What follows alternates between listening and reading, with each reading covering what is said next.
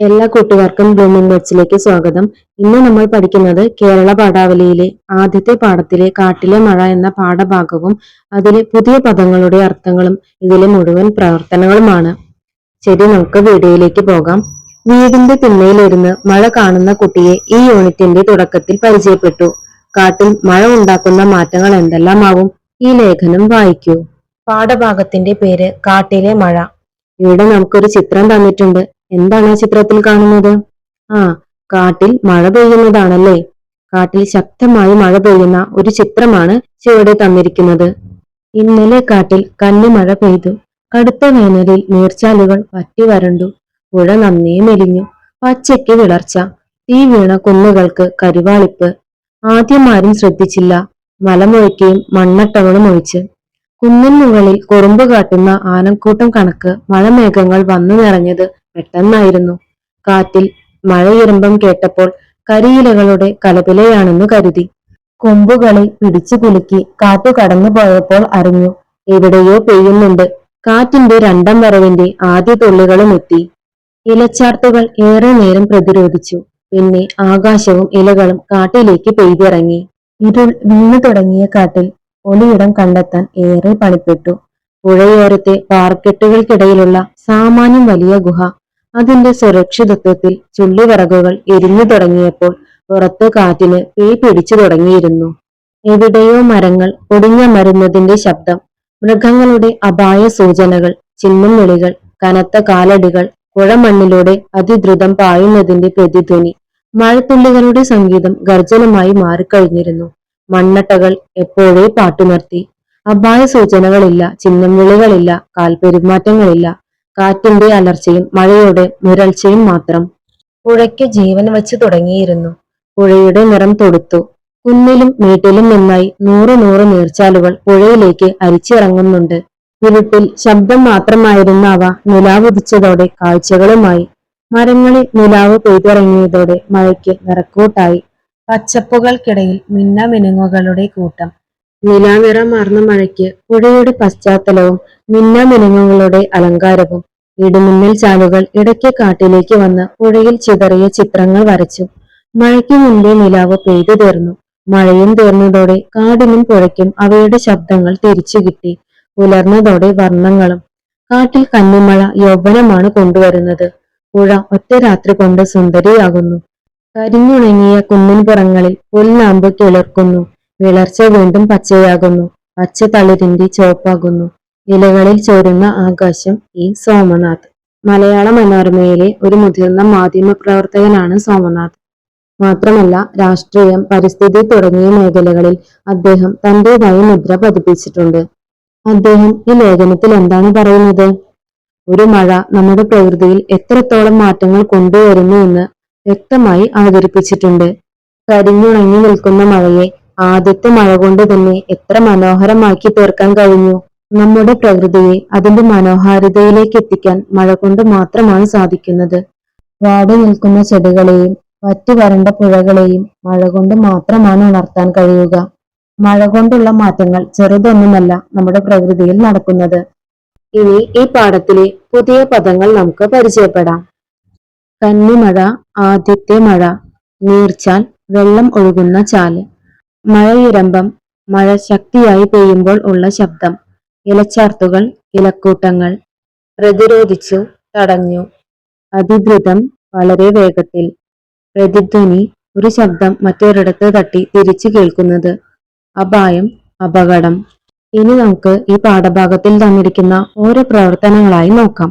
ആദ്യത്തെ പ്രവർത്തനം കണ്ടെത്താം, പറയാം, എഴുതാം. പുഴയ്ക്ക് ജീവൻ വെച്ച് തുടങ്ങിയിരുന്നു. മരങ്ങളിൽ നിലാവ് പെയ്തിറങ്ങിയതോടെ മഴയ്ക്ക് നിറക്കൂട്ടായി. കുറുമ്പ് കാട്ടുന്ന ആനക്കൂട്ടം കണക്കു മേഘങ്ങൾ. മഴ കാട്ടിലുണ്ടാക്കുന്ന കാഴ്ചകളാണ് ഈ വാക്യത്തിലൂടെ വ്യത്യസ്തമായി അവതരിപ്പിച്ചിട്ടുള്ളത്. ഇതുപോലെയുള്ള വാക്യങ്ങൾ പാഠഭാഗത്തു നിന്ന് കണ്ടെത്തൂ. അവയുടെ ആശയം ക്ലാസ്സിൽ പറഞ്ഞു അവതരിപ്പിക്കൂ. എഴുതി വയ്ക്കുകയും വേണം. അപ്പോൾ നമുക്ക് ആദ്യം മുകളിൽ തന്നിരിക്കുന്ന ഈ 3 വാചകങ്ങളുടെ ആശയം എന്താണെന്ന് നോക്കാം.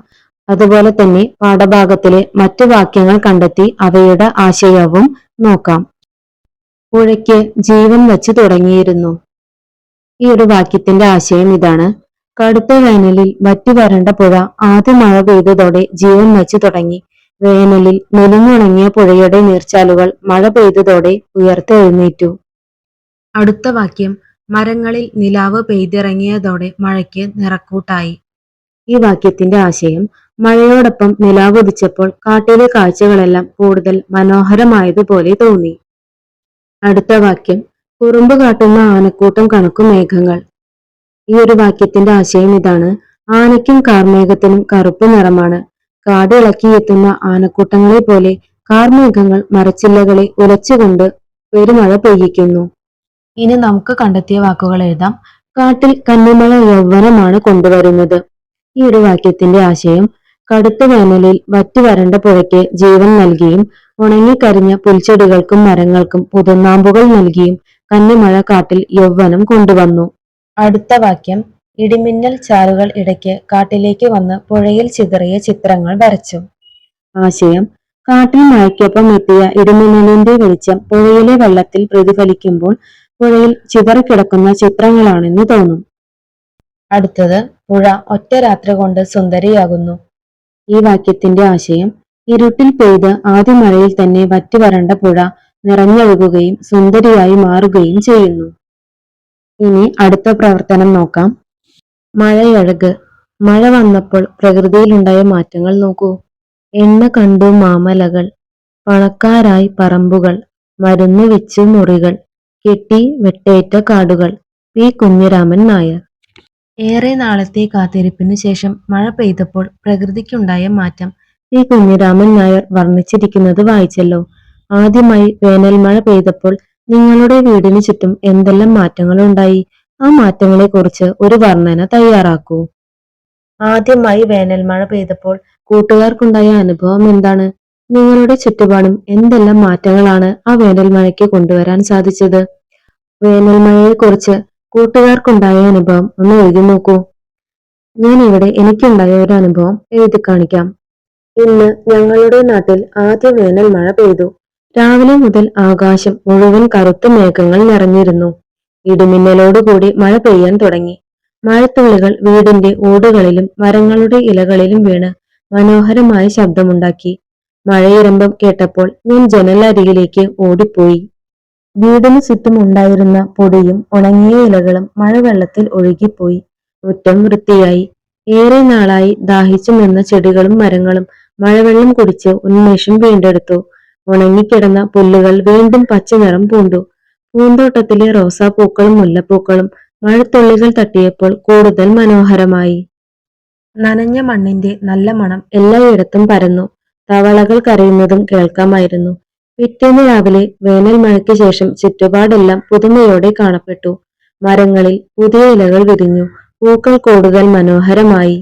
ഓരോ വർഷവും ആദ്യമായി പെയ്യുന്ന വേനൽ മഴയുടെ അനുഭവം എനിക്ക് ഒരിക്കലും മറക്കാനാവാത്ത മനോഹരമായ ഓർമ്മയാണ്. ഇതുപോലെ കൂട്ടുകാർക്കും ഉണ്ടാവില്ലേ ആദ്യ വേനൽ മഴയിലുണ്ടായ അനുഭവം? അത് നിങ്ങൾക്ക് എഴുതാവുന്നതാണ്. അടുത്ത പ്രവർത്തനം ഒറ്റയ്ക്കും കൂട്ടായും.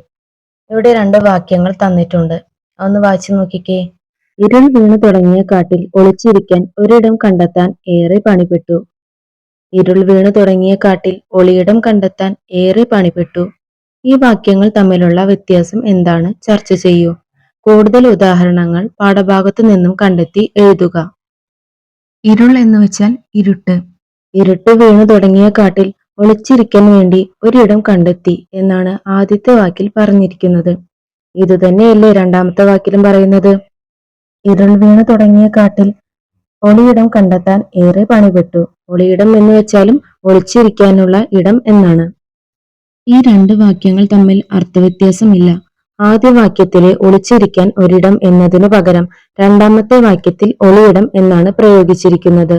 ഒളിയിടം എന്നതിനെ പിരിച്ചെഴുതിയതാണ് ഒളിച്ചിരിക്കാൻ ഒരിടം എന്നത്. ഇതുപോലെയുള്ള പാഠഭാഗത്തിലെ മറ്റു പ്രയോഗങ്ങളാണ് മഴയിരമ്പം. മഴയുടെ ഇരമ്പം എന്ന 2 വാക്കുകളെ ഒന്നിച്ചെഴുതിയതാണ് മഴയിരമ്പം. ഇടിമിന്നൽ ചാലുകൾ, ഇടിമിന്നലിന്റെ ചാലുകൾ. ഇലച്ചാർത്തുകൾ, ഇലയുടെ ചാർത്തുകൾ. പുഴയോരം, പുഴയുടെ ഓരം. നിലാനിറം, നിലാവിന്റെ നിറം. നീർച്ചാലുകൾ, നീരിന്റെ ചാലുകൾ. അവസാനത്തെ പ്രവർത്തനം മിണ്ടിയും പറഞ്ഞു. കടുത്ത വേനലിനു ശേഷം വന്ന മഴ കാടിനെ മനോഹരമാക്കി. മഴയും കാടും തമ്മിൽ എന്തെല്ലാം വർത്തമാനങ്ങൾ പറഞ്ഞിട്ടുണ്ടാകും? എഴുതി നോക്കൂ. ഇവിടെ മഴയും കാടും തമ്മിലുള്ള സംഭാഷണമാണ് എഴുതേണ്ടത്. കടുത്ത വേനലിനു ശേഷം വന്ന മഴയോട് കാട് എന്തെല്ലാം സംസാരിച്ചിട്ടുണ്ടാകും? കാടും മഴയും തമ്മിലുള്ള സംഭാഷണം. കാട്: എത്ര നാളായി എന്റെ പ്രിയ സുഹൃത്തെ നീ എന്നെ കാണാൻ വന്നിട്ട്. മഴ: എനിക്കും നിന്നെ കാണാൻ ഒരുപാട് കൊതിയായി. കാട്: നീ പെയ്തിറങ്ങിയപ്പോഴാണ് എനിക്ക് ജീവൻ വെച്ചത്. കണ്ടില്ലേ, എന്റെ ചെടികളും മരങ്ങളും എല്ലാം ഉണർന്നിരിക്കുന്നു. പുഴ നിറഞ്ഞൊഴുകാൻ തുടങ്ങി. മഴ: ഞാനും മേഘങ്ങൾക്കുള്ളിൽ കിടന്ന് വീർപ്പുമുട്ടുകയായിരുന്നു. ഈ ഭൂമിയെയും ഇവിടുത്തെ ജീവജാലങ്ങളെയും ഞാൻ ഒരുപാട് സ്നേഹിക്കുന്നുണ്ട്. കാട്: എനിക്കറിയാം, നീ വരുമ്പോഴാണ് ഞങ്ങളും ഒന്ന് ഉഷാറാവുന്നത്. മഴ: എന്തായാലും മഴക്കാലം കഴിയുന്നത് വരെ ഞാൻ ഇടയ്ക്കിടയ്ക്ക് നിന്നെ കാണാൻ വരാം. അപ്പോൾ കൂട്ടുകാരെ, ഇന്നത്തെ വീഡിയോയിൽ കാട്ടിലെ മഴ എന്ന പാഠഭാഗത്തിലെ മുഴുവൻ പ്രവർത്തനങ്ങളും നമ്മൾ ചെയ്തു കഴിഞ്ഞു. ഈ ഒരു വീഡിയോ കൂട്ടുകാർക്ക് ഇഷ്ടമായിട്ടുണ്ടെങ്കിൽ ബ്ലൂമിംഗ് ബഡ്സ് എന്ന ചാനൽ സബ്സ്ക്രൈബ് ചെയ്യാനും ലൈക്ക് ചെയ്യാനും മാക്സിമം കൂട്ടുകാരിലേക്ക് ഷെയർ ചെയ്ത് സപ്പോർട്ട് ചെയ്യാനും മറക്കരുതേ. വീണ്ടും നമുക്ക് അടുത്ത വീഡിയോയിൽ കാണാം. താങ്ക്